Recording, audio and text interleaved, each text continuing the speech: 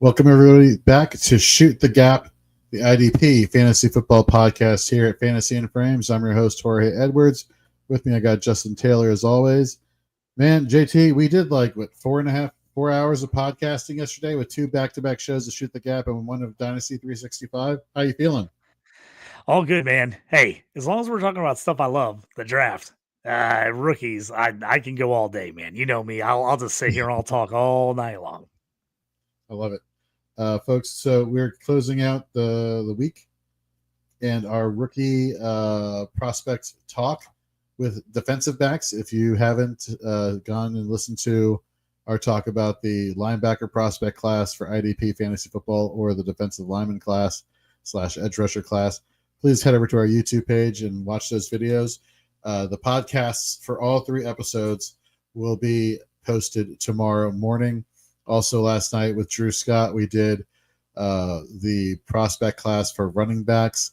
That episode went off the rails really quickly in the best of way possible. Super fun episode. Yeah, definitely check that out. But anyhow, before we get into the defensive backs and just talking about random stuff, because that's how we roll, let's roll this.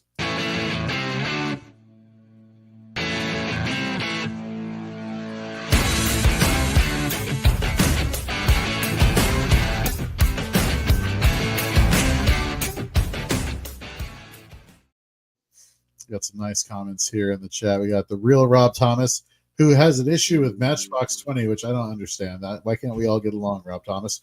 Welcome back to the show. Really cool friend of mine, really cool friend of ours, Steve Huntgarter, IDP Hunter. You know, he says he comes here to learn everything he needs to know about IDP. Folks, if you're not following at IDP Hunter on X, you really need to. Just so much knowledge, such an awesome person, just somebody you really want to support in the fantasy space, and he constantly looks out for people, and just a great guy, knowledgeable mind for IDP, game respect game, so to speak. So thank you very much for the kind message there. Brandon Hallam in the chat, great news. I'm playing O-line for the Texans this season. Are you really? Can we Google that there, JT, and just see if he really is playing O-line? Oh, right, he's a joke. It's a joke. Never mind. Okay, I get it. I was like, I guess they are really short on O-linemen. I was like, maybe they called them up, man. Maybe they did. Brandon's like, no. He's like, no. Well, I'm sorry. We're talking prospects. I'm in the talent evaluation mode, and somebody tells me they're going to play in the NFL that's watching our show. I'm going to be a little intrigued. John, sorry, Jorge, just because we always go off the rails, I got a quick O-lineman story for you.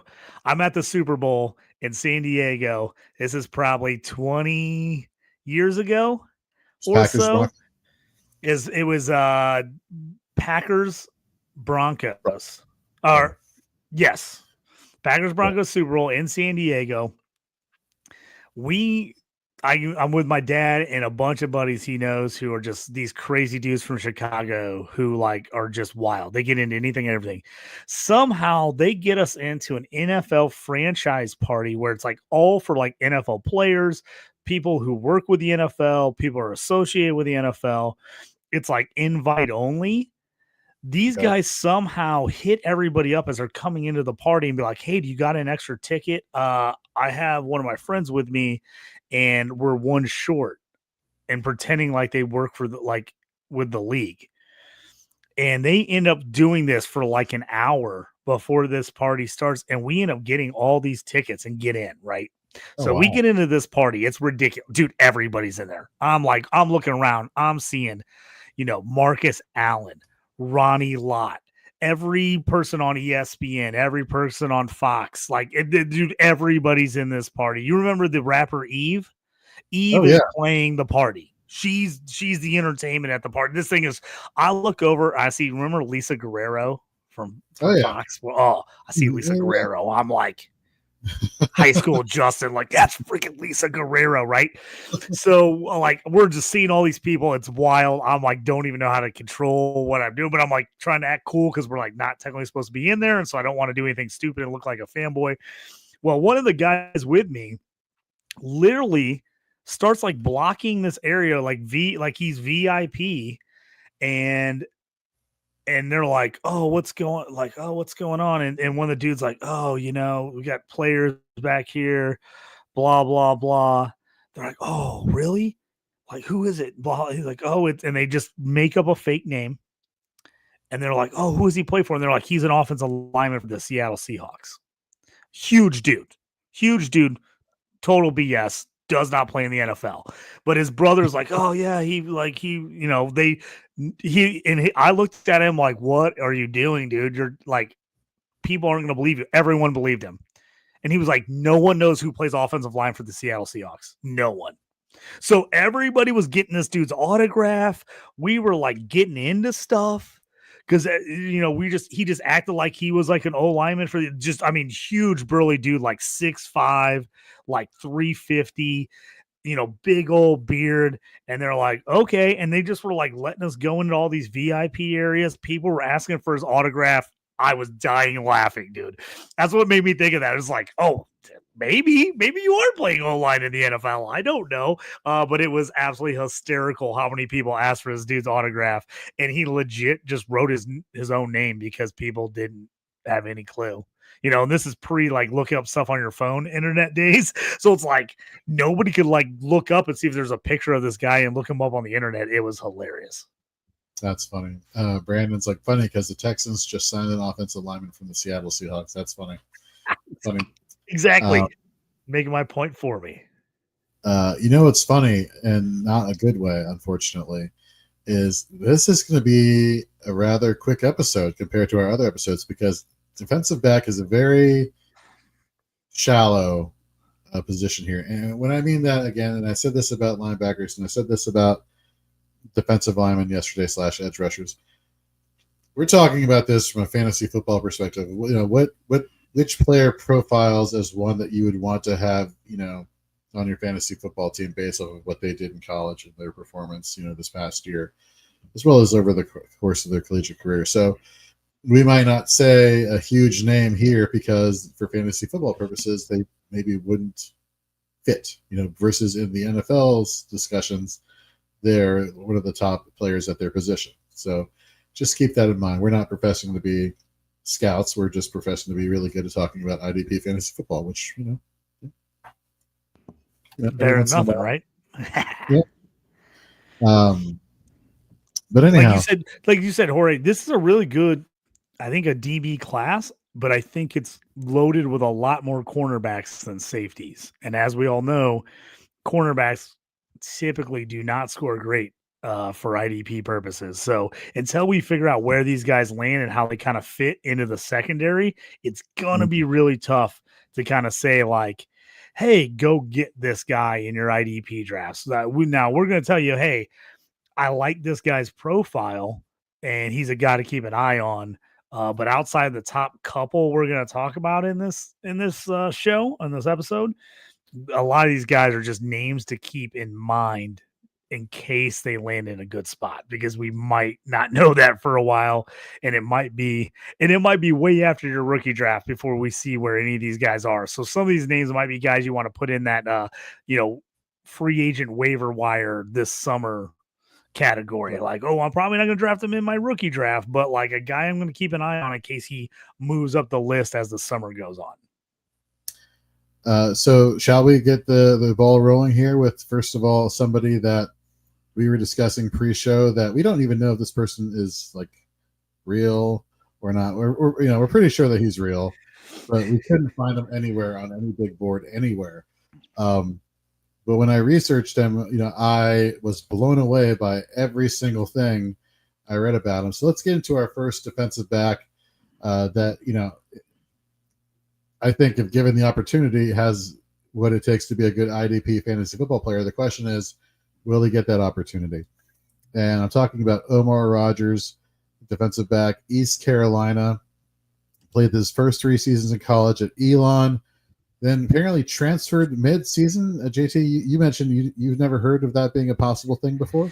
Well, I know guys have done it in basketball where they play the first semester and then they don't go and they transfer mid-semester, so then they don't play the second half of the season. But football is all usually in the first semester typically, so you don't usually hear about guys transferring mid-season. Now it did happen. I guess it did a couple NIL deals with Matt Sluka, the quarterback from UNLV.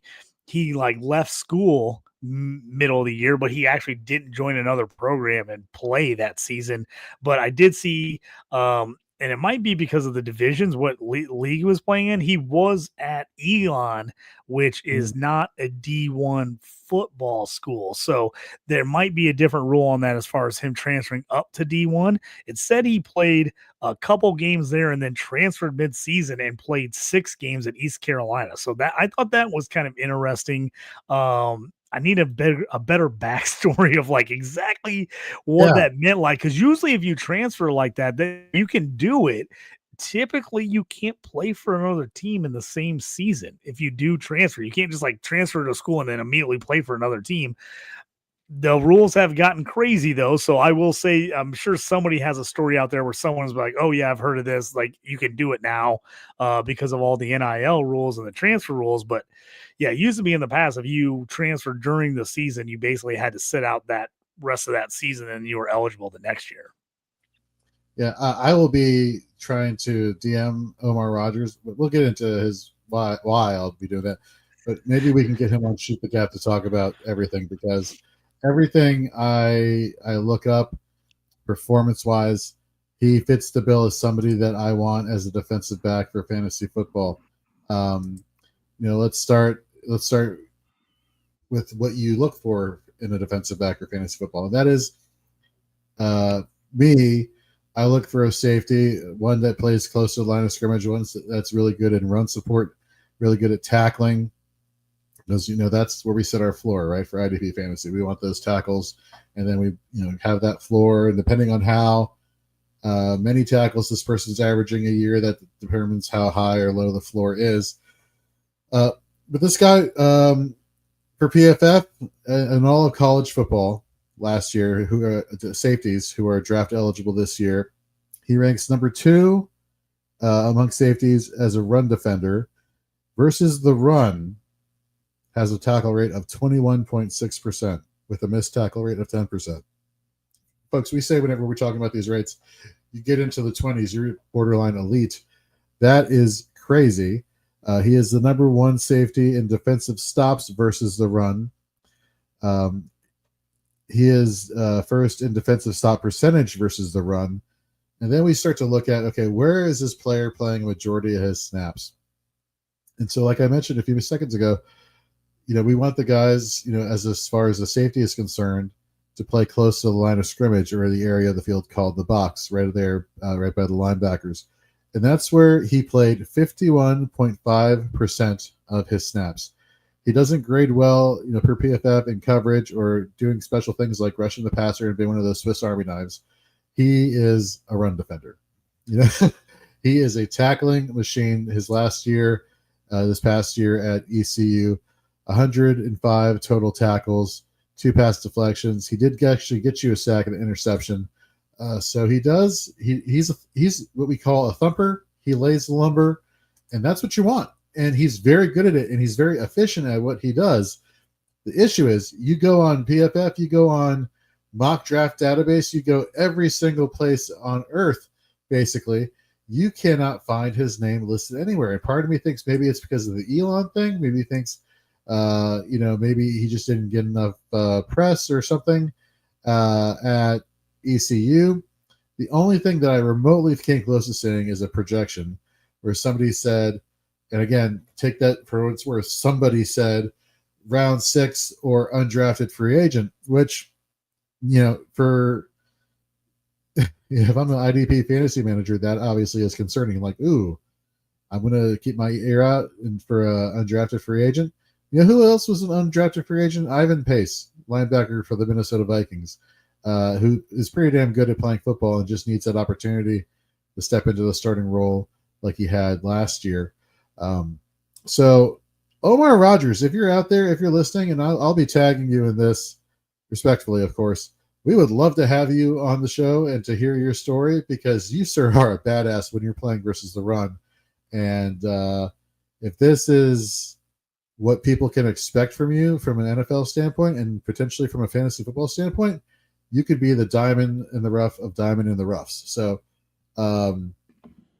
I know you have very little to say about Omar Rogers. But I just don't know. I don't know a lot about him, but you said the stats, pulled it up. I started looking up some things into him. So this is the guy, this is the kind of guy, especially and not a super deep safety class where we're not sure about all of these guys. Looking at some of these PFF grades, this is a guy to keep an eye on. You're probably not going to draft him. Like, they're just not. But if he gets picked, say 5th, 6th, 7th round, and he ends up on a team in a good spot, he's a guy to look at that you might pick up after your draft, throw, especially. So I don't know how a lot of other people's leagues do. So what I do is in my IDP leagues, I always expand my roster by 10 spots in the off season to give people room to pick up and drop and move guys around as things are happening over the summer.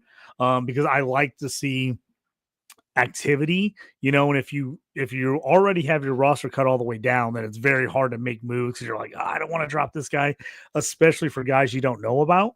But for people who listen to this show and we're giving them diamonds in the rough of somebody to look into, I want to give guys enough space to go pick those guys up, see if they can make it in camp, and see where they end up before the final cuts.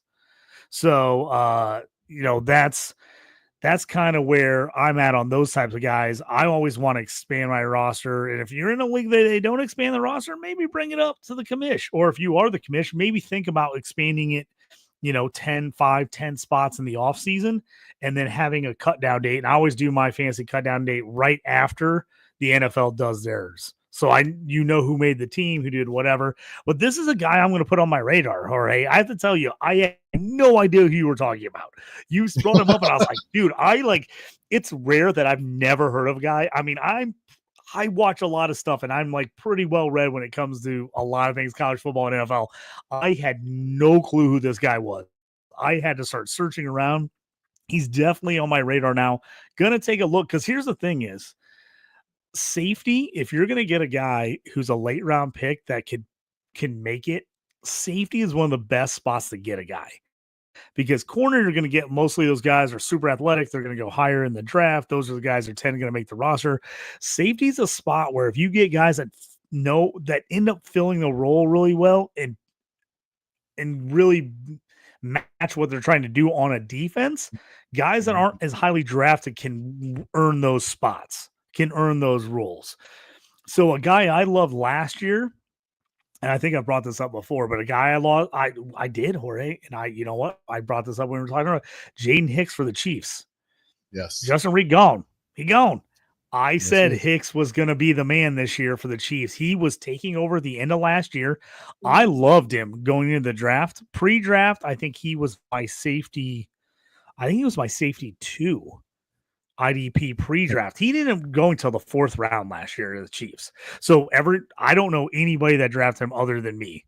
And I took him in leagues, and the only reason I took him was I liked him, and I felt hey, this is a guy that I think could end up being a good player. So I took him and stuck him on a bunch of taxi squads. Well, I think he's going to be that clear-cut starter for the Chiefs this year, even though he went in the 4th round. And that's where I'm thinking, you can get some of these steals. So if you get a guy like this, somebody else sees what you see. They look these PFF grades. They're like, hey, man, this guy is the run thumper we need. Grab that guy, put him on your taxi. There's no reason, even if he's a 5th, 6th, 7th round pick, or even an undrafted free agent, that he couldn't eventually make an IDP impact. You know who would be his coach? May he rest in peace now. Coach McGinty, a.k.a. Gene Hackman.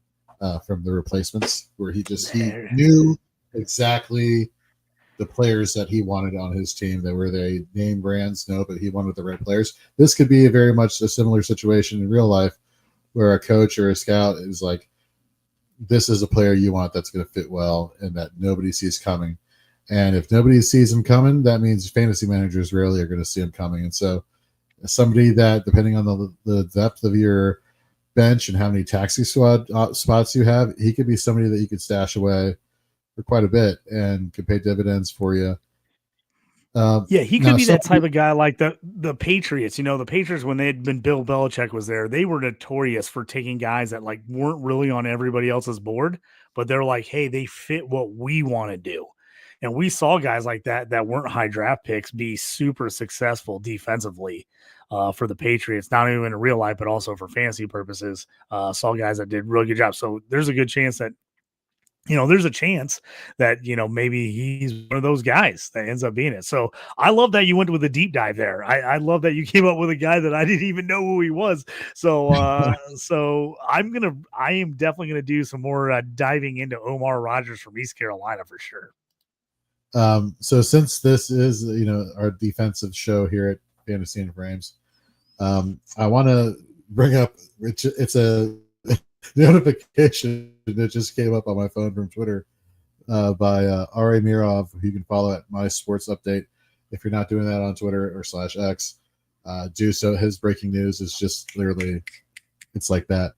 And he just put out a tweet saying, "Oh boy, DeMarcus Lawrence and Micah Parsons are beefing online." And as you know, DeMarcus Lawrence just signed a deal with the Seattle Seahawks, and Micah Parsons is quote tweeting DeMarcus Lawrence's interview where he says, "Dallas is my home, but I know for sure I'm not going to win a Super Bowl there." Micah Parsons quote tweets this saying, "This is what rejection and envy look like. This is some clown, you know what." DeMarcus Lawrence responds, "Call me a clown won't change the fact that I told the truth. Maybe if you spent less time tweeting and more time winning, I wouldn't have left." Burn. Ooh. Burn. Ooh. Boom shaka. Yeah, like that. Speaking of like that, I forgot to answer Brandon your tweet here. I threw it up on screen a while ago and apologize. He says, "Do you think CJ Gardner-Johnson can have a similar performance this year as last year?" I always get weary of that question because, especially for defensive coordinators, because scheme comes into play a lot. Aggressiveness of the play caller, plays a lot into how a player is used. I will say he has been a very good defensive back in the league wherever he's been. Do I think he could have a similar performance? I don't know. Fangio is one of those really aggressive play callers, and so you have to wonder whether or not he's going to find that same type of opportunity going forward. What do you think here about CJ Gardner-Johnson? Yeah, it's a tough one. I tell you what, he was super inconsistent last year for fantasy purposes. He had some really good games, and if you broke down his stats for the whole season, they looked pretty good, but he was real inconsistent throughout the year. I know in my fades and plays, I faded him quite a few weeks. He had some nice games where he got some picks and had some turnovers that kind of save him. He's not high on my list of guys I'm going out to try to get this year. Now, if I already have him, okay, it's fine. Or if somebody drops him, I wouldn't mind picking him up off free agency, but he's not a guy like if I'm in a startup that I'm eyeing him very much to go out and get. I just think there's a lot of other younger players, especially if you're in a dynasty league, maybe redraft. I'd take a shot on him late. But I kind of felt like he had about as good a season as he could have last year on that defense with everything that they had going for him. I'd be a little shocked if he was able to put up the numbers he put up total as far as fantasy points last year if he did it again. No, love that. All right, so I started with a definite deep dive. Let me talk about somebody next. And JT, after that, we'll get into a couple corners that you may think would be good for cornerback-specific leagues. Safety that just jumped off the page that has kind of a similar profile to Omar Rogers, but played at tougher level of competition at South Carolina, and that's who I think is going to be my defensive back one in terms of an IDP asset. And that's Nick Emanwari, I believe as it's pronounced, 6'3", 227, played at South Carolina. Last year, played 43.9% of his snaps in run support. So the guy's playing right where you want him. You want to be getting those tackles, get that tackle floor established. And he was able to do so by playing 53% of his snaps in the box. Over half the time, he's playing close to the line of scrimmage in run support. He had a very low missed tackle rate of 7.6%. had a decent tackle rate for a defensive back of 11.3. Again, in coverage, he was a very good tackling coverage safety, 8.8% coverage grade, 8.8% tackle rate, and 5.3% missed tackle rate. Again, very efficient with his tackles wherever he's playing, whether it's in coverage or playing against the run. This is what I want. This is the profile of somebody I want to see. I want to see that he's used where I want him to be used, is efficient with what he does in the location. And do I like it necessarily that he plays a lot of in between coverage and playing close to the line of scrimmage? No, I wish these guys would play a lot more close to the line of scrimmage, but it's a passing league, whichever league, whether it's college or the pros. And so you're going to get these defensive backs. You're going to have more snaps in coverage. But the fact that the snaps are very close, I'm pretty happy with Nick Emmanwori. And depending on where he goes, if he went, for example, to Indianapolis, because isn't Nick Cross a free agent? Isn't Julian Blackman a free agent? Cross, I think, is back. Blackman is a free agent, and it seems like they're not going to sign him because they went out and signed Cannon Bynum from Minnesota. That's right. So It looks like Blackman is probably definitely gone. They also went out and signed Shavarius Ward, cornerback from the Niners. So it looks a little less they would go in Emmanwori. But here's my thought on this. I know a lot of people want him to go tight end. I think they want to go tight end, but here's the thing. Chris Ballard is an absolute sucker for RAS scores. He loves the RAS score. If you put up a relative athletic score that's like in the high 9s to 10s, it's like you're all over his radar. I said it at the combine when Emmanwori put up his score. I was like, oh my God. I was like, Chris Ballard's up there in the box, like crying, like, oh my God, I gotta have him. So I even though they got Bynum, I think Cross is going to be an unrestricted free agent next season. So I wouldn't be surprised if they maybe went in there and got him at 14. He's moved way, way up draft boards after the combine. There was already buzz before the combine about maybe he is the number one safety in this draft class. And then after the combine, he just blew up. Let me give you his combine stats here, Ray, because they're freaking ridiculous. Guy is 6'3", 220. He had 20 reps on the bench at 225, which is like in the top 95th percentile for safeties for guys his size. Vertical jump, 43 inches, 9.99 is where he's at in the top. So he's basically top 1% of guys in vertical jump for that. 43, broad jump 11.06, over 10 is great. Anything over 11 is freaking through the roof. 40-yard dash at 6'3", 220, 4.38. 4.38. He's running like what small, fast wide receivers run. I mean, Matthew Gold ran a 4.29, and people were losing their mind. We had a couple other guys ran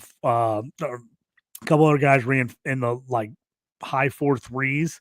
Phenomenal time, but for a guy 6'3", 220 to run that is insanity. His 10-yard split was 1.53, which is phenomenal. Anything in the low 1.5s is through the roof. You look at his score all time for strong safeties since 1987, since he's been running these RAS scores, number one all time out of 1,086 strong safeties. Perfect 10 out of 10 RAS score, number one all time. That's how athletic Nick Emmanwori is. And if you want a strong safety, you want a guy that can get over the field, you want a guy that can pressure, you want a guy that can get deep, you want a guy that can guard anyone, corner or wideout, safety, slot, tight end, this is your guy. I mean, he can do everything. The signings by the Colts kind of made me think maybe they won't go get him, but before they sign Bynum, everybody else, if they think that they might let Cross go next year, depending on how much they think that they're going to have to sign him for, if there's no tight end there at 14, I thought they were looking at cornerback too, but with the signing of Ward, I think they might feel pretty good at cornerback. I could see him going to the Colts there at 14. There's a few teams that he's going to be in the mix there. I would be absolutely shocked if he doesn't go in the first round after everything he's shown. Somebody's going to love him. I think he's an IDP guy that I absolutely want on my team because, like, when you see that athletic profile for IDP purposes, you're just like, like what could he do in a big play league? Fumbles, interceptions, tackles. I mean, we've seen some good players lately, like an Antoine Winfield, stuff, all these other guys. He's bigger and faster than all the studs we've seen at safety the last couple of years. Now, could he bust? Of course, everyone can. Like, just because you are a super freak athlete, doesn't mean you make it in the NFL. We've seen it a million times. But I have a hard time believing that this guy isn't going to be IDP relevant. So he's high on my list. We'll talk at our list at the end of the show, but he's high on my list. All right, who's a defensive back then? Defensive back leagues, cornerback and defensive back in cornerback leagues. Wow, Tori can talk. The fantasy managers should be interested in. Sorry, I was reading Jamie's comment here. It says he's got a high IQ routes. He's got that dog mentality. He was fantastic at South Carolina this year. Who did you say? I totally agree with Jamie there. Sorry, Jorge, what'd you ask me? I asked you, so who is a cornerback that you in cornerback specific leagues would target in your rookie drafts this year?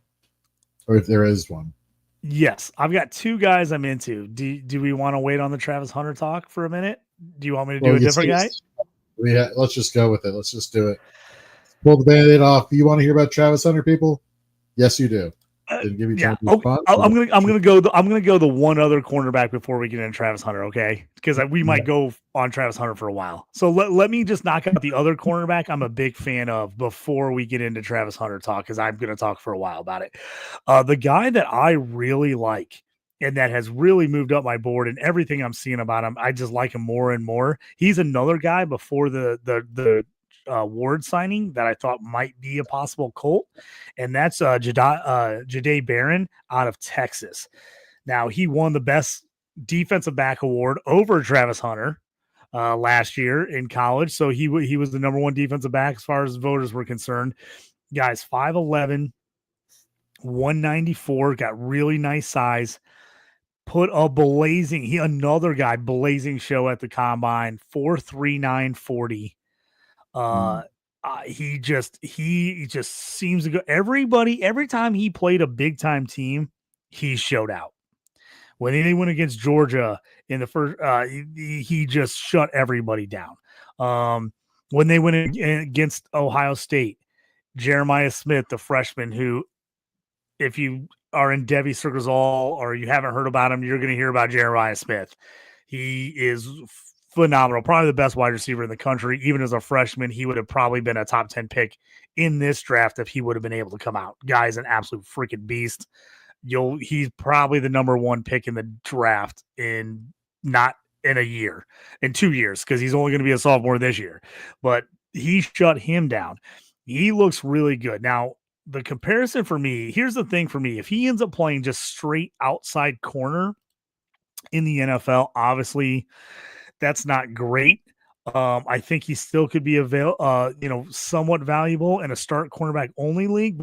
But here's the thing where I think we could get some pretty cool stuff out of him if he ends up playing. I think he could end up playing some strong safety slot corner. He's got some Brian Branch in him. He reminds me a little bit of Brian Branch from the Detroit Lions. People were kind of worried, like, where does he play? Where does he fit? Is he a cornerback? Is he a safety? And then we saw him. He just kind of played that hybrid for the Lions, and he was an absolute beast this last year. If Barron ends up on the right defensive concept situation where they use him like a Branch, and they kind of move him around. They play him slot corner. They play him some outside. They play him a little bit in strong safety. He's a guy that's definitely going to be on my radar. If he ends up on a team that's really bad at cornerback and he ends up having to just play lockdown outside corner, that is going to push him way down my list. but he's a guy I'm interested in right now. I'm keeping an eye out big time on him because I think that he could end up being one of those guys, especially in a start cornerback league, where if he's that slot corner like a Brian Branch, and I know he originally started a corner and then some leagues moved him to safety this last year, which still didn't matter because he was still good in fantasy, but it would have been great if you could have played him at cornerback. Barron is one of those guys I want to keep a big eye on because he's got decent size, he's got speed, he's solid against the run. I think he could end up being one of those guys that as far as DBs are concerned, is a guy that can do a little bit of everything. So that's my hope on him. So that's my kick on the other big cornerback before we get to Travis Hunter. So it's very interesting you mentioned that. Last year he played 500 snaps in coverage as a corner, played 105 in the slot, played 114 close to the line of scrimmage in the box. I mean, I think the guy even has a sack last year, which is freaking just, I mean, come on, the guy is just lights out. He had, in terms of tackling as a cornerback, he was number 2 amongst all cornerbacks and safeties / aka defensive backs in all of college football in defensive stops. And here's probably the most impressive thing. When targeted by opposing quarterbacks, he held that quarterback to only a passer rating of 84.8. That is like very good. Yes, phenomenal. 5 picks, 11 pass breakups last year. Like I said, he did play a little bit everywhere. Whenever they played a team with an elite wideout, they tended to move him out on that guy and just play lockdown. So he has that ability too. But that's what's got me excited at the next level, that they can use him a little bit of everywhere, depending on what type of team he gets on. So he's a definitely guy high on my list, a guy that I'm looking to figure out where he lands. Because, we talked about a few of these guys last year in the draft. Are they going to be outside, corners, or do they play a guy that kind of moves around a lot? I know we talked about with that Quinyon Mitchell for the Eagles. We talked about it with Cooper DeJean. Those type of guys were like, hey, are they outside corners? Are they strong safeties? Are they slot corners? Well, we didn't really know, until we saw what the teams are going to do with him. So he's one of those guys, I think, especially in a start cornerback league, he's going to be on my list of a guy I want. In a just straight DB league, it's going to be a little more depending on how they use him, but he's definitely a guy I want on my radar, and definitely I think a guy worth drafting and putting on your taxi squad in deeper leagues. So I misspoke. There was another person with the name of Barron that I was sorting through. Jedi Barron did not have a 70, 84, 80, whatever I said, percent quarterback passer rating allowed. He had a 38 quarterback rating allowed when targeted by, good God. Even better. That makes more sense, because I was going to say, dude, he was lights out. I watched him I watched quite a few Texas games this year, and he was one of the guys before he won the Jim Thorpe Award for best defensive back in the country. He was a guy I had my eye on. I was like, man, this dude is like shutting down some of the best talent in the country. And then I thought he was good. And then he won the Thorpe Award. I was like, okay, I thought he was good. I guess he is really, really good. And then I started looking at him more, going back and watch some film. And I was like, and I saw a couple other people talking about him. I'm like, oh yeah, this guy I think is going to be legit. I mean, even his tackles are efficient, high solo to assist ratio there, sub 10% missed tackle rate. I mean, what more could you want there? I mean, come on. All right, let's get to a safety before we get to another safety or two before we'll talk about everybody else. We'll talk about Travis Hunter last, in case we just go on, in case I go on a freaking tangent. And we go on a tangent, or you go on a tangent? Let's be honest. But combined. We both go on a huge one. Yeah. Fair enough. All right. Another safety for the defensive back position for IDP Fantasy Football as a rookie that I'm interested in is Lathan Ransom, Ohio State, 6'1", 210. PFF's number 1 ranked run defender amongst all safeties versus the run. This is just against the run. A 15.5% tackle rate. With an 11.5% missed tackle rate. So the missed tackle rate is not great. You want that kind of to be below 10, but a 15.5% tackle rate for any type of defensive back, That's a linebacker efficiency number right there. Like a very good linebacker efficiency number. So you love to see it. His tackle rate overall is a 14%. That is, again, a very good linebacker's tackle rate overall. He allows an impressive 79.3% NFL passer rating to a quarterback when targeted.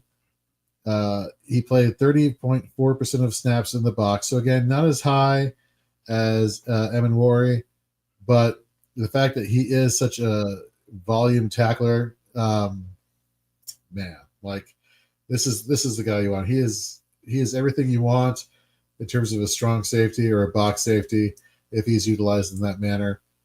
Going back, let me just double check here before I say something that's incorrect.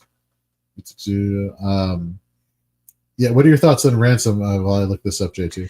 Yeah. So a Ransom is a guy, they moved around a little bit. I think he absolutely is going to be a box safety at the next level. I think in the NFL, they're going to look at him and go, this guy's absolutely a slot corner box safety. They want to play him close to the line.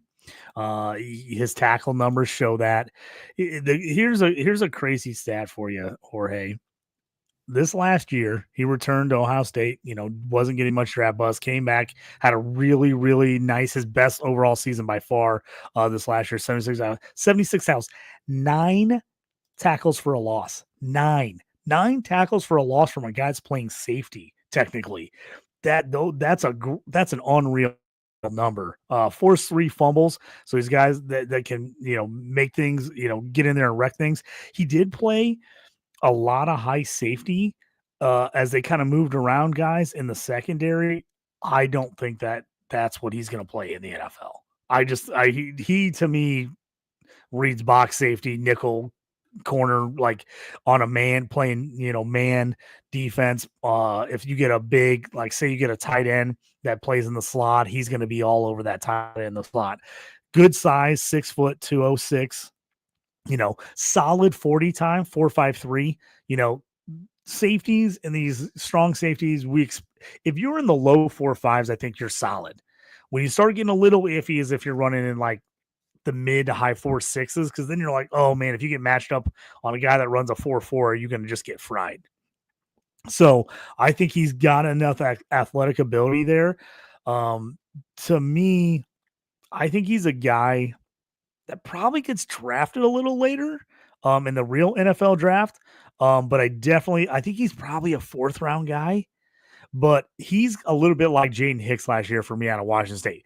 Even if he goes in the 4th round, if he goes to a nice spot, he's a guy to me that I think has really nice upside for IDP purposes because of his tackle ability. So he's a guy that's definitely going to be on my list. And just because he gets drafted in the 4th round isn't going to push him off my board at all.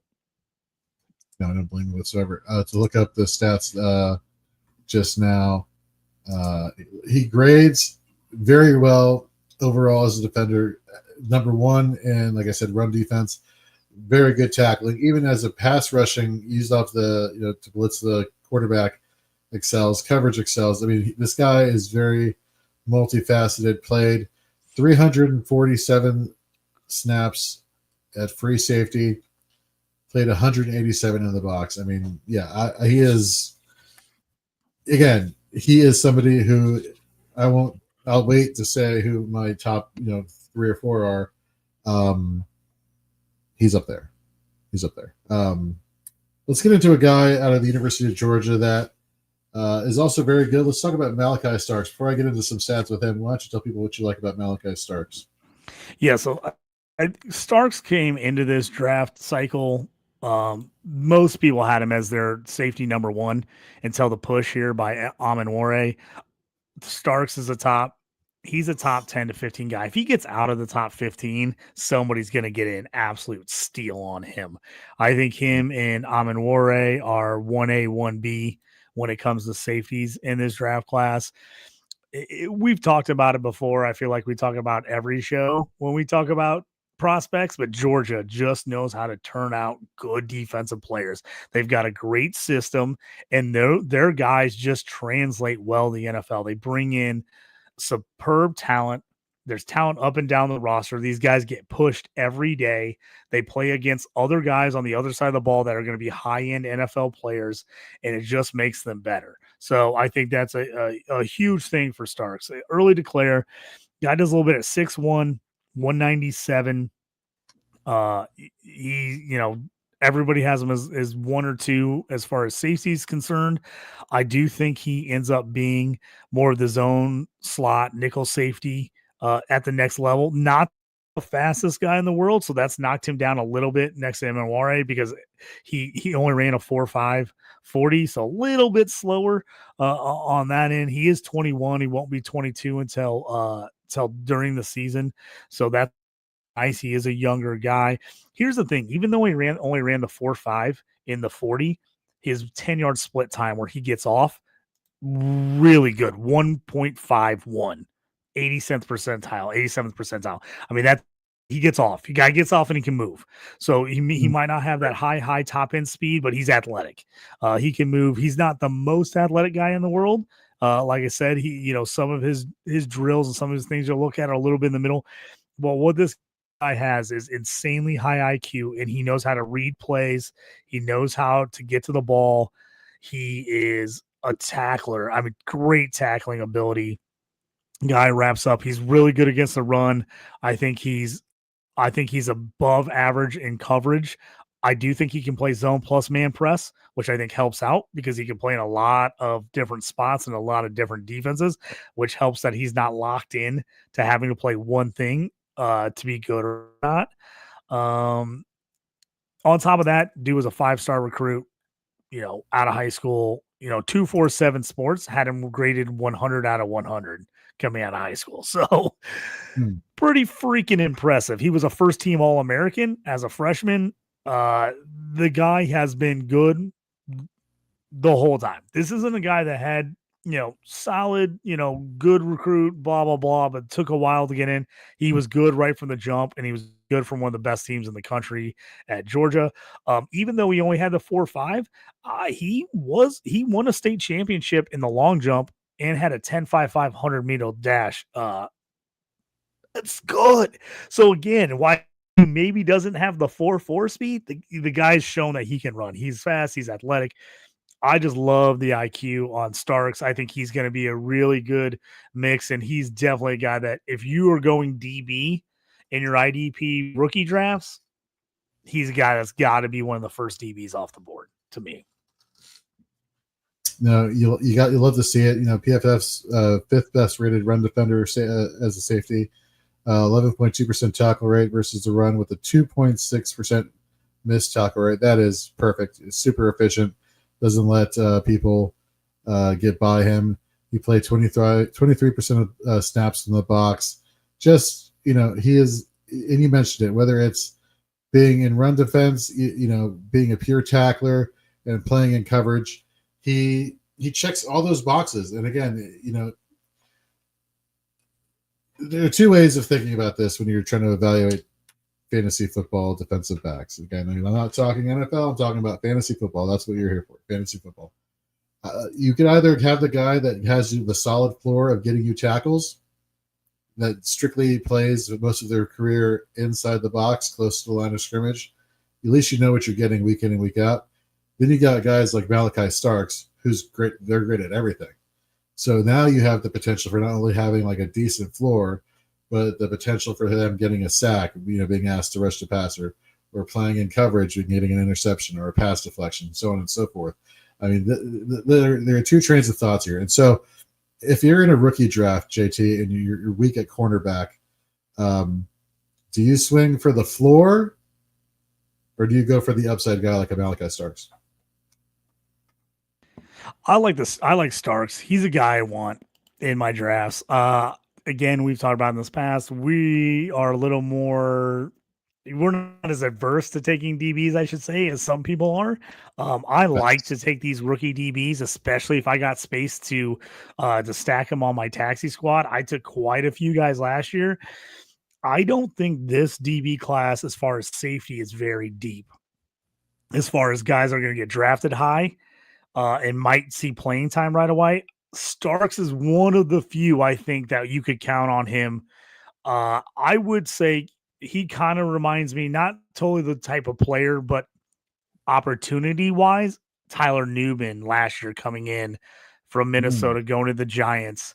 He was a guy I was like, hey, he wasn't the most athletic guy in the world, but he knew how to read. He made plays. I told people I was taking him everywhere because I was like, hey, I just think this guy's going to get in there. He's going to get a ton of playing time. I think he's going to be solid. And he was really solid last year. And he's real high on my list this year for guys I want. So I think Starks is kind of in that same boat. A team that takes Starks is going to take Starks to start him. He's not just going to be like, oh, let's just take this guy for depth because we like him. Like, he's going to start wherever he goes. So he's one of the guys, if you need immediate help at defensive back in your dynasty league, he's one of the guys I'm going to target because I think there's a really nice floor there, but I also think he can be a guy that does a little bit of everything depending on what kind of defense is in. So he to me, I think is one of the top guys in this draft as far as DB's concerned, as far as immediate production. He's going to give you something. Love it. Love it. There's a safety here that, he is pretty well, heralded here, but I don't think he's a good IDP asset, and that's Xavier Watts, Notre Dame, 6 foot tall, 203. Played 31.5% of snaps in the box. He had a tackle rate of 8.1%. Decent. But here's the issue I have with Watts here is you look at some of his metrics where he excels at is really more of a coverage role than playing somebody that's in the box. We had him playing 246 snaps in the box last year, 373 at free safety and 141 in slot coverage. I just see them being more of him being asked to be a coverage safety, being more of a free safety, roaming safety than I do him a box safety. And while you kind of are hoping for the big play, this is a situation where I'd rather have somebody like a Nick Emilori and go for the guy that's going to give me the tackle for playing closer to the line of scrimmage. Is that way off base, or what are your thoughts on Xavier Watts? No, I think so. I think it's going to be really interesting to see how the NFL looks at him. Watts is a guy that was really highly looked upon going into last season. He's a 2-time All-American. Guy's really good. Does he play more of that middle deep safety in the NFL? I think there's a good shot. I mean, you got to look. The guy had 13 interceptions the last 2 years, 7 as a junior, 6 as a senior. Tackle numbers were decent. His tackle numbers this year with 52 solo, 30 assists were by far his best. He was right around equal solo and assist tackles coming into this year. Passes defense 4 as a junior, 10 as a senior. I think he could play in the box, but I got a feeling that NFL teams are going to want him to play deeper safety. I could see him maybe starting out playing a little bit of both, but it's really going to depend on what team drafts him and who's the other safety with him. If he ends up being on a team where they already have like a clear-cut deep safety, I think there's a chance he plays close to the line. If he gets on a team where, they've got a pretty much set strong safety, box safety that they love, there's a chance he plays deeper. Here's who I'm going to compare him to, and I'm not saying necessarily talent-wise, but I think situational-wise is Justin Blackmon from the Colts. A guy that moved back and forth between free safety and box safety, depending on who the guy playing next to him was. So they liked him. They moved him around, and you got some really nice weeks or years in IDP, but then you had other years where he wasn't as good because he played deep a lot of the time. I think that's where you're going to get with Watts.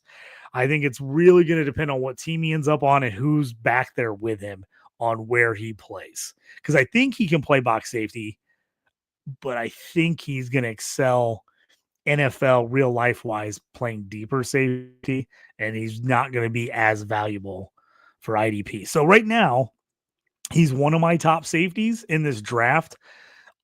I'm a little lower, like you said, I'm a little lower for IDP on him, and the fact that some of these guys get drafted a round or two later than him might end up being better IDP plays because of how much time they're going to play close to the line, where he might get stuck playing a little deep.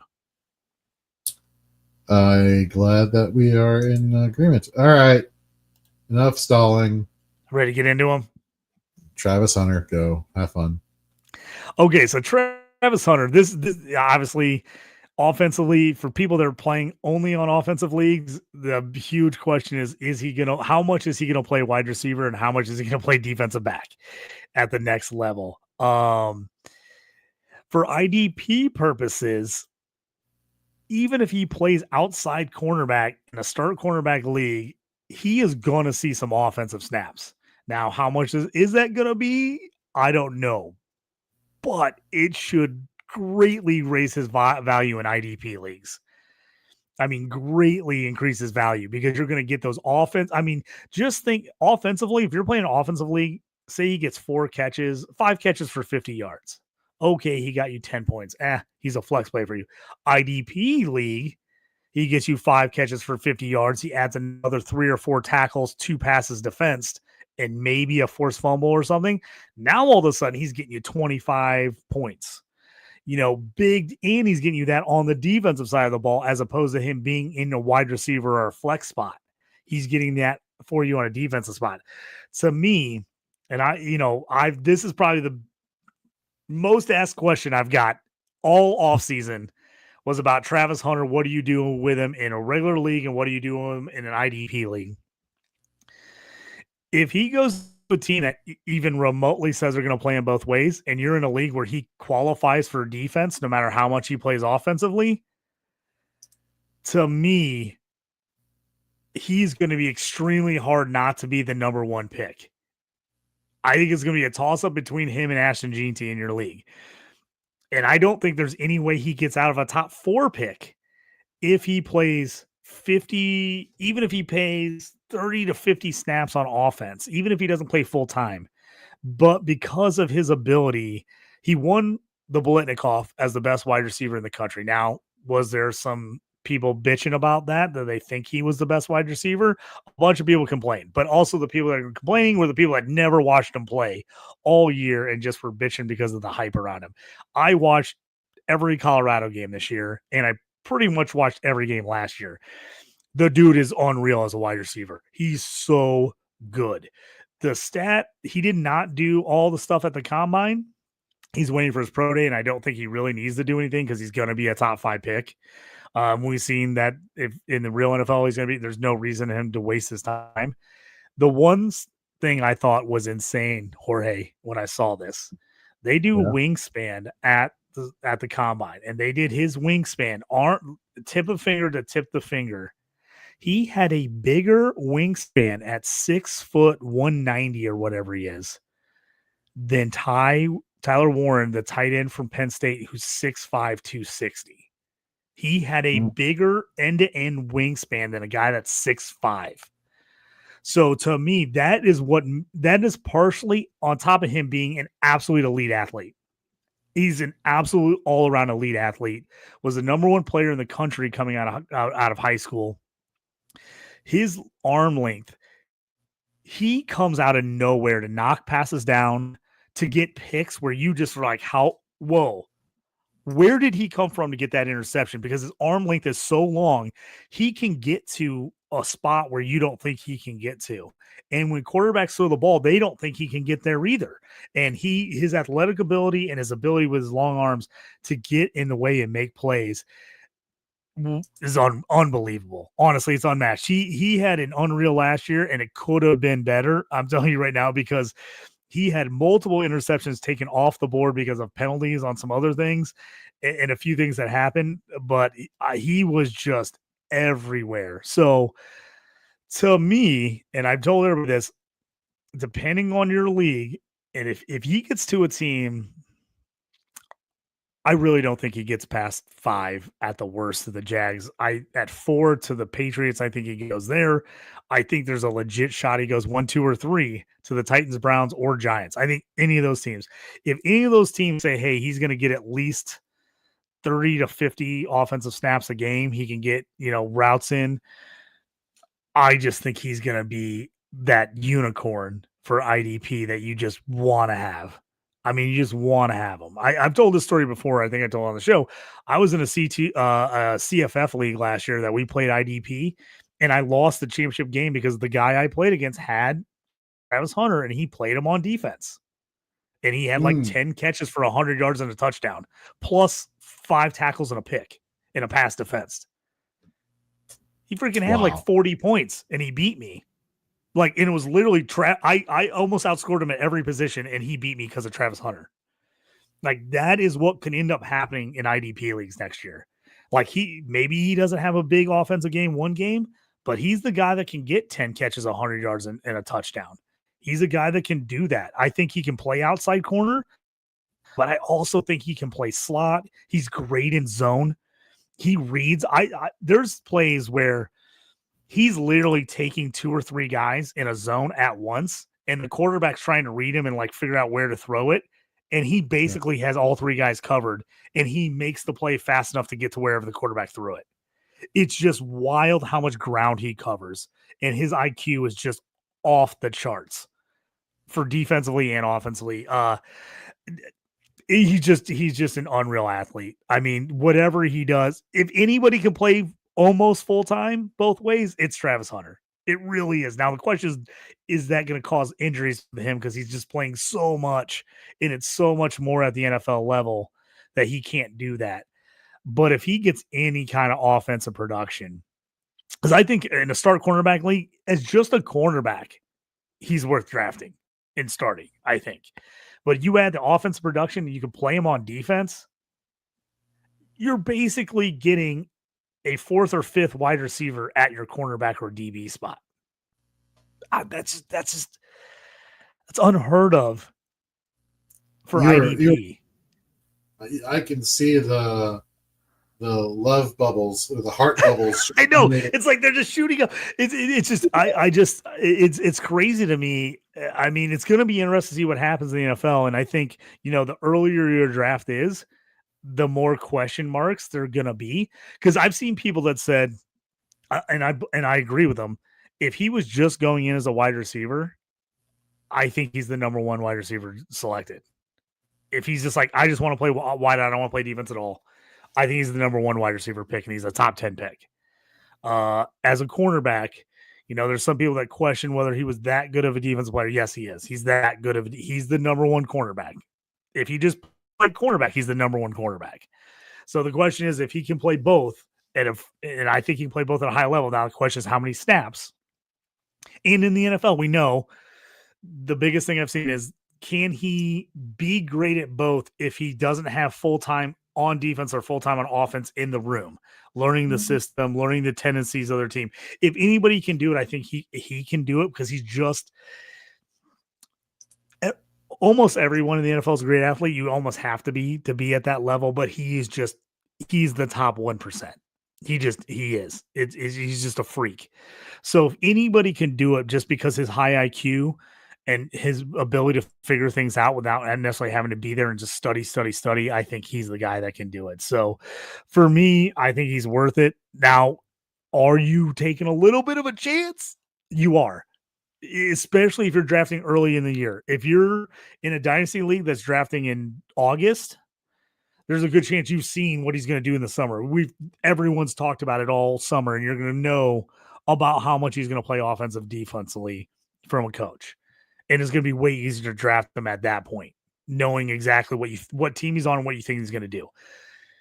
Earlier, you're going to have to take a little bit of a chance. But to me, if you're going to take a flyer, he's the guy worth taking a flyer. Because again, it could be an absolute grand slam with him. And even if he doesn't play a ton of offense, I still think he's going to be good enough in the limited amount of offense to affect your IDP league with him playing, especially in a start cornerback league, but definitely in a DB league. Got willpower. Will, have you gotten the Fantasy and Frames care package yet? It's been sent your way. Let us know in the chat. He said, yeah, so do you take Hunter at 101 in an IDP Superflex league over Janty?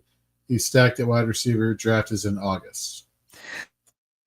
Here, Will, this is what I was just talking about. So I think, August, you're going to have a really good idea what team he's on and how much they're going to play on offense. So to me, I think he's worth it because I think he's a long-time guy in IDP. I think he's a changer in IDP. And I'm telling you, I would take even a 2 QB league, I'm almost always like take QB first. I'm a Gene guy. I'm taking Gene almost any league 101, no matter what.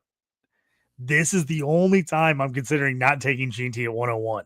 Is in an IDP, high scoring IDP league where you can start him at cornerback. Man, it's going to be.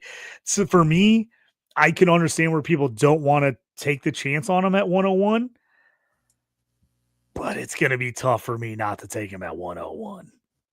It's really going to be hard. I'm in a high scoring like salary cap league where you only get guys for 4 years as a rookie league. If I got the 101 in that league, I would absolutely take him at the 101 because we start a full 22 and it's really high score. Defensive guys equally score as high as offensive guys in this league, and being able to play him at cornerback to me is a done deal. I'm taking him in that league 101. So it will a little bit depend on your specific league. Now, I'm in IDP leagues where the scoring is not as high. In that league, I'm not. I'm taking GT1 because defensive guys don't score as high. But if you're in a full, like you start 10, 11 IDP guys, and the scoring is high, where you can get like 4 points for a pass defense, you get like 6 points for a pick, like a full 1.5 for a tackle or 2 for a tackle. Oh, it's going to be hard to pass him up. It's going to be hard. Dude, like, all right, I get it. If you only going to start 2 DBs there and a start 8 defense that he just showed. Yeah, no, that Will showed. I was just going to answer Will. He showed it. Yeah, 8 starters, 2 DB must play. It's not that high scoring. No, I'm taking GT. I'm taking GT there. And that's why I say it really matters on your defensive scoring. If you're in a league where you look at like the top 50 scorers in your league and like only 1 or 2 defensive guys are even in the top 50, then don't do it.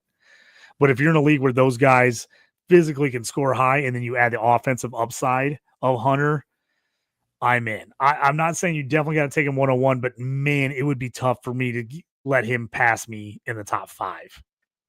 And I have a league where I'm at 1-4 right now. And that's going to be me. Like if he gets to me at 1-4, it's going to be hard for me to pass him up. Man, you sorry, I told you I wanted to go last because I knew I was going to rant on that one because it's just the number one question I've gotten for the last 3-4 months of people asking me about like, what do you do with him? Where do you think everybody in my own leagues, where do you think he actually ends up going in our draft? And I'm like, yeah, just, it could be, just don't know. I really want to check right now where you and I have rookie picks in the Fantasy and Frames Dynasty League. I know I probably shouldn't have told you how much. I probably should have told you he sucks. He's terrible. I don't want him at all. So you don't go up and get him in front of me. Oh man, you make such a compelling argument, JT. Yeah. Like I said, if it's a low-scoring IDP league, no. I think he's worth a late first, early second round pick if it's a low-scoring IDP league, especially if you don't know if he's going to play a ton of offense. In just straight offensive leagues, it's going to be really tough. I think I've been seeing him go like late first, early second because people just don't know. If he was 100% going to play offense, I think he goes top 4. But you just don't know right now on that. And so you are taking a little bit of a risk. And I totally understand that you're taking a risk. But if you're in a high scoring league, and I have a few that are like really high score IDP leagues, you got to start a cornerback. He's all the way at the top of my list because I think I can get a cheat code with him on defense and play him and basically get an extra. It's almost like I'm playing 2 players. I'm getting a cornerback, but I'm getting an extra flex play on offense. Yeah, what JT said. There is zero I could contribute to anything you just said.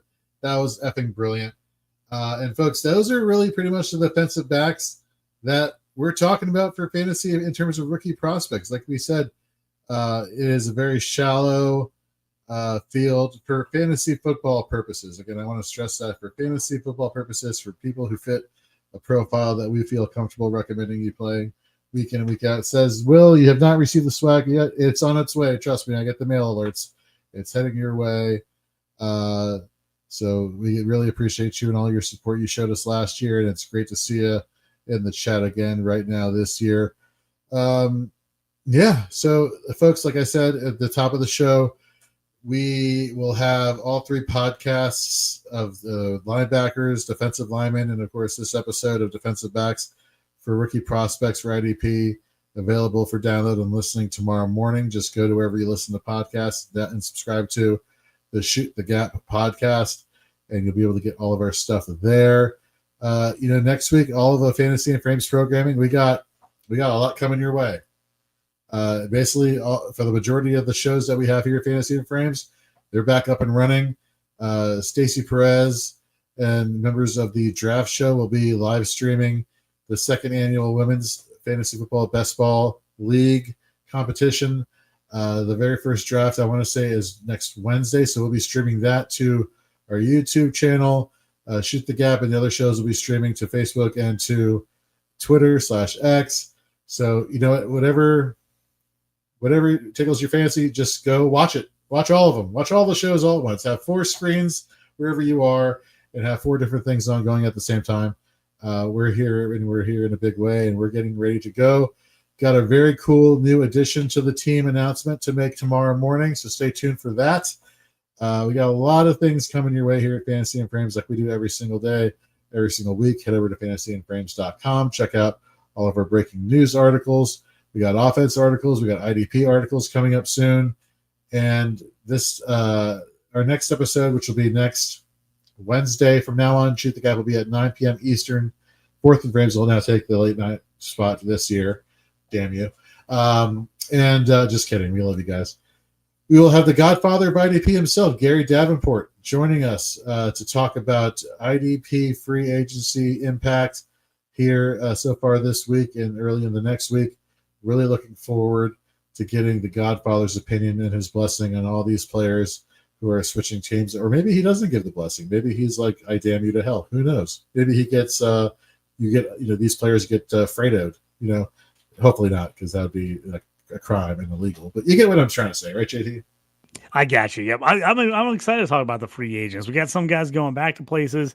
I just updated my IDP rankings, and I'm going to keep slightly adjusting guys as I see where guys sign. If they go back to where they were at before and they was in a good position, if they move on to somewhere new. So I am constantly, last night I was moving guys around and adjusting. And I kind of was like, I like to step away, then come back to and go, okay, who am I missing? Who do I need to be a little higher on, lower on? So I constantly got those moving around. And after we've talked rookies this week, I went back and re-looked at my top 25 rookies, and I was like, there's some guys we talked about that I feel better about now that I want to move up, and some guys I want to move down a little bit. So I made some adjustments on those rankings last night as well, especially after our linebacker conversation. I hadn't really looked at it since probably second week of February. So it's been about a month since I went back and looked at those rankings. So I went back and I was like, oh yeah, now that I've dived into these guys, I saw the combine, some more things. I was like, definitely need to move some of these guys around. And of course, you can check out our updated rankings both in Dynasty and for rookie rankings over at fantasyandframes.com. Those will be going live for the first time this offseason on Saturday. So stay tuned for that. Before we get out of here, JT, anything you want to tell the masses or just talk about in general? I'm good. Yeah, just if you are a DLF member, jump over there. I've got a bunch of articles, offensive guys going as far as combine. I did my post-combine offensive review and my post-combine defensive IDP review. So if you're over there, go check those out. Look those up online. Just if you can't find them, just type in my name and type in IDP or combine in the search bar. You can find that stuff pretty easily if you do that. Just look up Justin Taylor. Forget everybody calls me JT. Some people don't know my whole name, Justin Taylor. Look that up. Also, like I said, my rankings are on there and I'm updating them about every week. I kind of going back and just kind of adjusting them here in the off season. So I've got my top 150 for Dynasty IDP and then my top 25 for rookies. And if you're a Devy guy, I am doing Devy ranks this year. So I have my top 75 Devy ranks as I'm in a couple CFF and C2C drafts as we speak. So the college football never ends either as we're kind of doing some off season. So if you've got any questions on that stuff, feel free to hit me up on X at JT Orange. Ask me any questions, shoot me trades. I'll answer trades. And I'll also, if you want feedback or a vote, hit me. I'll retweet it to everybody else I know. There you go. And of course, you can find me at Jorge B. Edwards on X and over on Blue Sky. Seriously, folks, thank you very much for tuning in tonight and supporting Fantasy and Frames as you have been for these past 8 years. It really does make a whole lot of difference when we see you all watching and listening and downloading and commenting and all that. You have no idea how much it makes us happy. Steve, thank you very much for the awesome comment. He says, awesome show. See you soon. Yes, we will see you soon. We got to get you back on here ASAP. So for JT, I'm Jorge. This is Shoot the Gap. We'll see you next week.